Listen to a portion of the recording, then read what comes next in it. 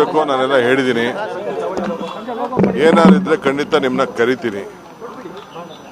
So ಅಂಥದ್ದೇನು ಹೊಸ್ತೇನಿಲ್ಲ. ಈಗ nano conference ಇದೆ, ಅದಕ್ಕೆ ಇನಾಗ್ರೇಟ್ ಮಾಡಬೇಕಾಗಿದೆ. ಕೆಲವು ಎಂಗೇಜ್ಮೆಂಟ್ಸ್ ಇದೆ, ಕೆಲವು ರಿವ್ಯೂಸ್ ಇದೆ.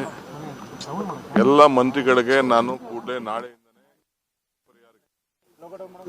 ಬರ, ಅತಿವೃಷ್ಟಿ, ಅನಾವೃಷ್ಟಿ ಇವಕ್ಕೆಲ್ಲ ಭೇಟಿ ಮಾಡಬೇಕು ಅಂತ ಹೇಳಿದ್ದೀನಿ. ಟೈಮ್ ವೇಸ್ಟ್ ಮಾಡಿಬಿಡಿ ಅಂತ. ಸೊ ನಾಳೆಯಿಂದನೇ ಎಲ್ಲ ಜಿಲ್ಲೆಗಳಿಗೆ ಹೋಗಬೇಕು ಅಂತ, ಎಲ್ಲ ಆಫೀಸರ್ಸ್ಗೂ ಎಲ್ಲ ಸೈಟ್ ವಿಸಿಟ್ಗೆ ಏರ್ಪಾಡು ಮಾಡಬೇಕು ಅಂತ ಇನ್ಸ್ಟ್ರಕ್ಷನ್ ಕೊಟ್ಟಿದ್ದೀನಿ.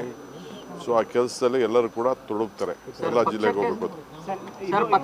ಸಾಮೂಹಿಕ ರಾಜೀನಾಮೆ ಕೊಡ್ಲಿಕ್ಕೆಲ್ಲ ಮುಂದಾಗಿದ್ದಾರೆ ಸರ್. ಯಾರು ನೋಡಿ, ರಾಜೀನಾಮೆ ಕೊಡೋರು ಇವೆಲ್ಲ ರಾಜಕೀಯದಲ್ಲಿ ನಡೀತಾ ಇರೋದೆ.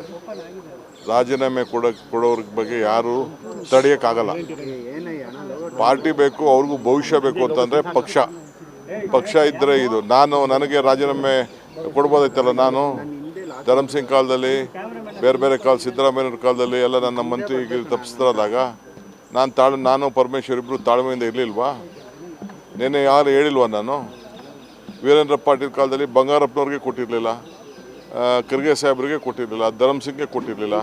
ಅವರೆಲ್ಲ ಚೀಫ್ ಮಿನಿಸ್ಟರ್ಗಳಾಗಲಿಲ್ವಾ? ಇವೆಲ್ಲ ಪೇಷನ್ಸಿಂದ ಈ ಸಂದರ್ಭದಲ್ಲಿ ಇರಬೇಕಾಗ್ತದೆ. Party is very much important. ಯಾರು ರೆಸಿಗ್ನೇಷನ್ ಕೊಟ್ಟರೆ within few minutes I am going to accept. ನಾನು ಈಗಾಗಲೇ ಎಲ್ಲ ನಮ್ಮ ಬೋರ್ಡು ಕಾರ್ಪೊರೇಷನ್ನು ರಿವ್ಯಾಂಪ್ ಮಾಡ್ತಾಯಿದ್ದೀನಿ. ಎಲ್ಲ ಆಗಲೇ ಟೈಮ್ ಆಯಿತು.